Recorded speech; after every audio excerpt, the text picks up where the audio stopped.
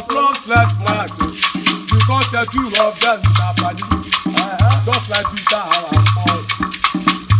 As you love better thing, the lady mo anyabane, and where you been born of my culture.